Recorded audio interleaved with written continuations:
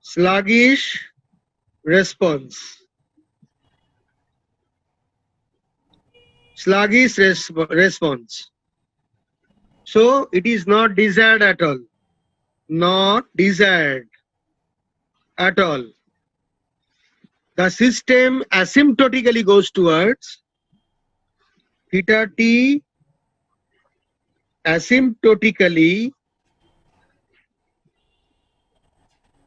goes towards theta f. So we don't want this type of response. Note that if we see critically damped system and overdamped system, apparently they are same. One problem is that from the pointer movement, we are not sure whether a system is really critically damped or overdamped. So when a system is overdamped, we may wrongly think that it is a critically damped system. So we may wait only for certain amount of time, then our wrong value of theta t will be treated as theta f. So that is the problem of treating critically damped response. We may mix up these two cases from our bare eye inspection. Get my point? Huh? Any question? Please, sir, repeat again this. You see, the graph of critically damped system and overdamped system is apparently same.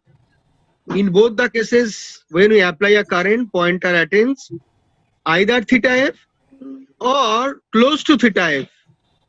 In critically damped system, it goes exactly to theta f.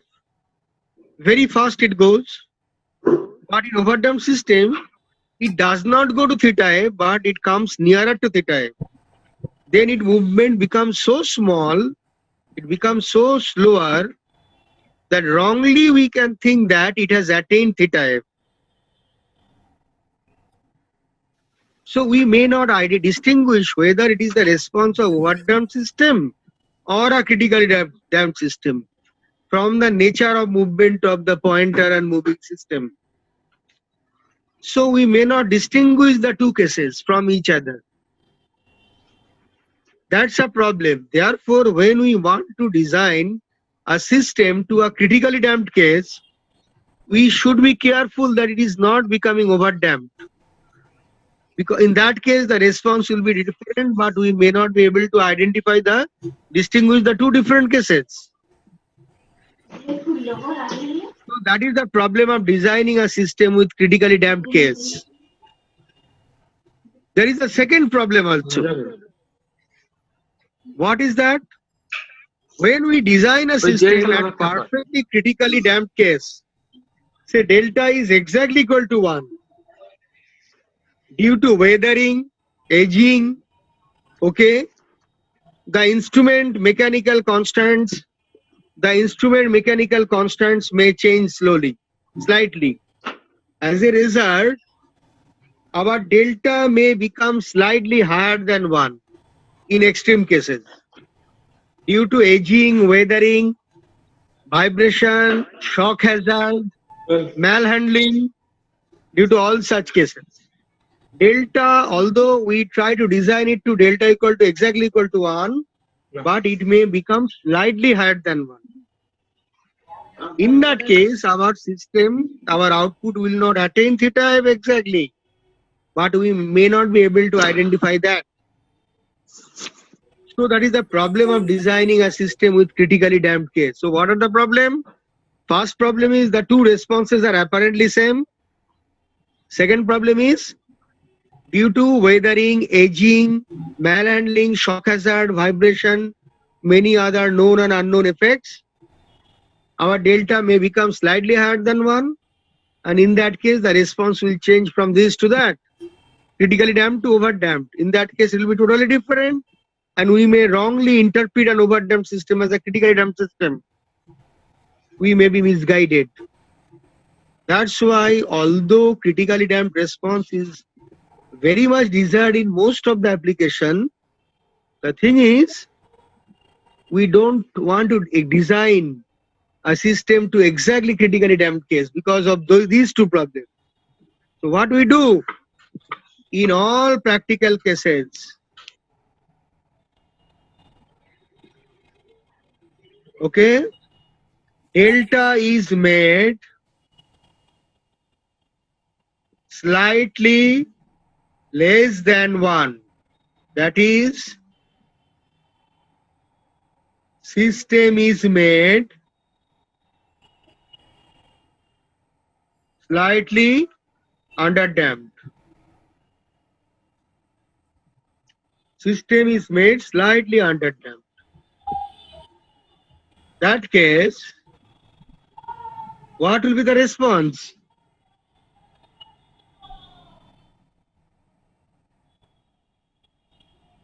The response will be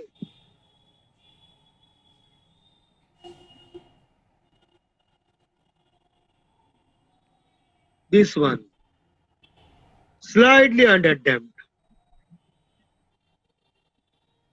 Slightly underdamped.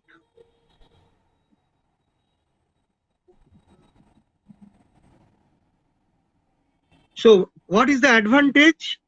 A very small overshoot or maybe undershoot also in some cases, okay, will ensure that the system is not overdamped.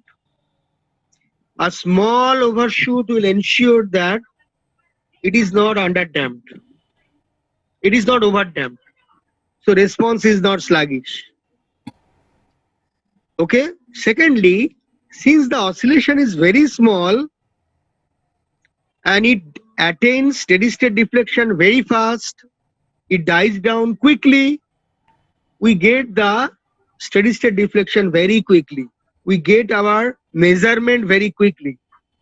We get our measurement very quickly. We need not wait too much. So all practical systems are designed at slightly underdamped system. Okay, for PMMC meters, for permanent magnet moving coil meters.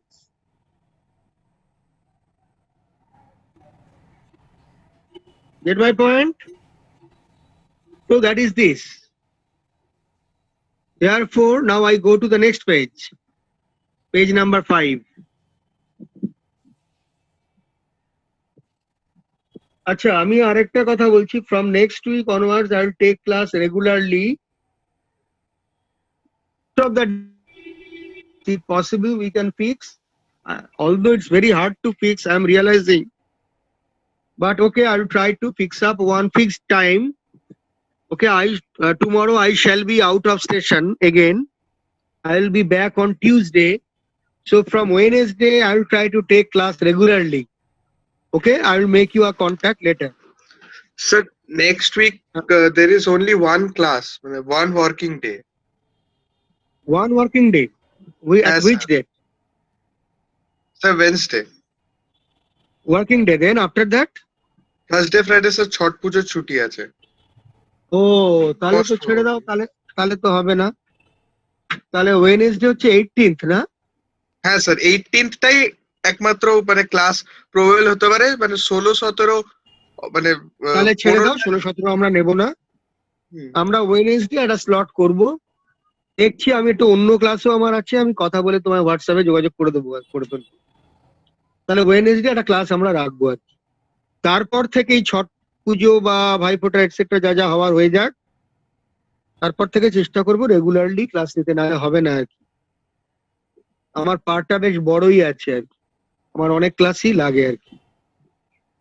ঠিক আছে, তাহলে চলুক ক্লাসটা এখন আপাতত। আর আজকে আমি material পাঠিয়ে দেবো গ্রুপ মেলে তোমার।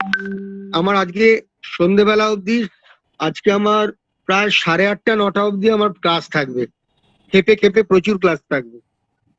আমি চেষ্টা করছি আজকে রাতের দিকেই তোমাদের পাঠিয়ে দিতে মেটেরিয়ালটা, দেখা যাক, না হলে কালকে সকালে পাঠাবো আর কি। মানে এত ক্লাস থাকবে, আমি টাইম পাবো কিনা পাঠাতে, এটাই আর কি। দেখছি, আমি চেষ্টা করছি আজকে।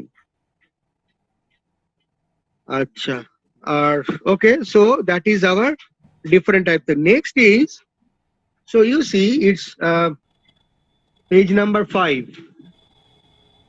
So what is our conclusion? All PMMC, ammeter and voltmeters. What are the ammeter and voltmeter? When we apply a coil current, then the steady state deflection theta f is proportional to the applied current. So theta f is a measurement of I. In that way, it measures some current, and the application is called an ammeter, PMMC ammeter. And the coil current is also proportional to some applied voltage. So when we apply, so theta f is proportional to the applied voltage V. So when we use a meter to measure some voltage V, then it is called a PMMC voltmeter. Don't worry, we will discuss lot more on ammeter and voltmeter later, but I am not telling it right now. I'll tell you very shortly. But we know the concept that the PMMC meters can be used on ammeter and voltmeter. So all PMMC ammeters and voltmeters, they need steady state deflection for the measurement of current and voltage. So all PMMC ammeters and voltmeters are designed at slightly underdamped state. That is, delta is slightly less than 1. Slightly means how slightly? The value of delta is 0.99, 0.98, 0.97, something like. Okay, very close to 1, but slightly less than 1. But there are applications where we don't want slightly underdamped state. Where? When PMMC instruments are used as a particular type of galvanometer, we call it, when used as D'Arsonval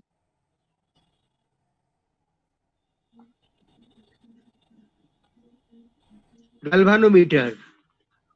When it is used as a D'Arsonval galvanometer, then a galvanometer, the purpose of using galvanometer is not to measure current. Okay? PMMC instrument is not used to measure current or voltage. Then how it is used? What is the purpose? It is used to detect. It is used to detect the presence or absence of a current in a bridge circuit or in a potentiometer. Null condition. Now you know, in a Wheatstone bridge or in any other bridge application, whether a bridge is balanced or not, how do you know? In the detector terminal, when there is no current, we then come to know that yes, the bridge is balanced. For a potentiometer also, when the potentiometer is at a null condition or balanced condition, then we can make our necessary measurement. So in these applications, in Wheatstone bridge or in some other bridge or in a potentiometer, our task is to identify whether a balanced condition or null condition is achieved or not. In other words, we want to detect the presence or absence of a current. When there is no current in the detector output, detector terminals, detector path, then the bridge is at balance, the potentiometer is at null. When there is a current, however small it may be, then it is not balanced or it is not at null. So the purpose of using a detector is to detect the presence or absence of a current only. So one form of detector is what? A D'Arsonval galvanometer. So when D'Arsonval galvanometer is used as a detector in a bridge circuit or in potentiometer, its task is to detect the presence or absence of a current. Okay. When there is a current, we want that the meter will oscillate heavily. So in presence of a current,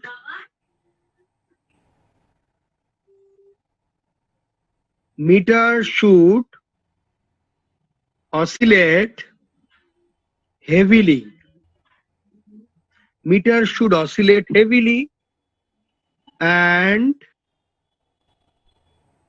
it is inferred or concluded that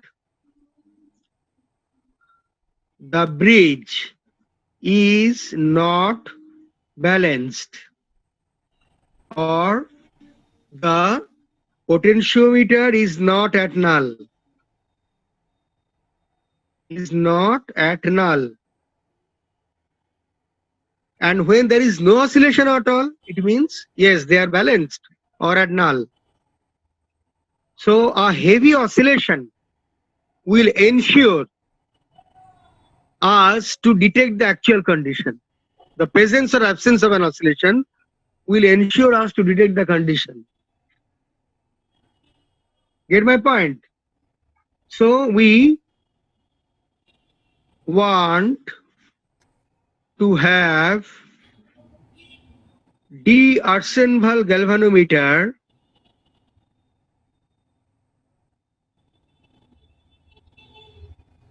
to be heavily underdamped. To be heavily underdamped. So a heavy underdamping is required in D'Arsonval galvanometer when used as a detector in a circuit. In that case, delta should be much less than 1. Clear? So it means that therefore we need to control damping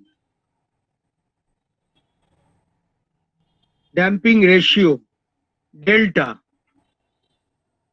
So a close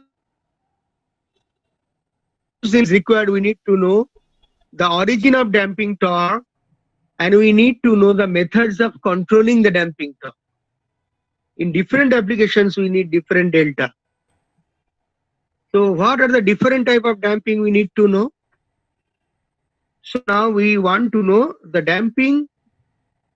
So our next discussion will be on damping. Damping of instrument. So we know TB equal to B d theta dt and delta equal to B by 2 into root over AC. Delta is called damping ratio or relative damping.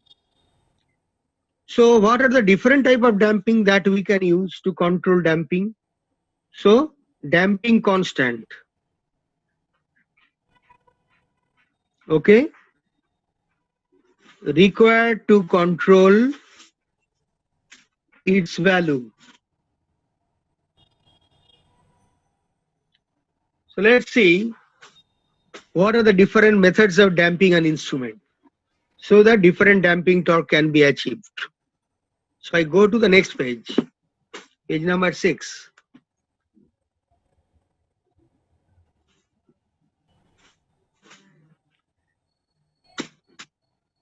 Damping. Different type of damping is there. One is a mechanical damping. Mechanical damping, okay.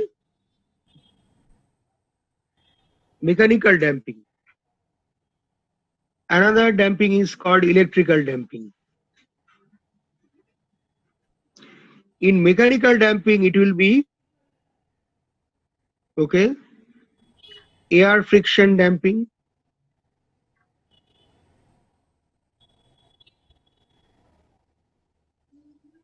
then liquid friction damping.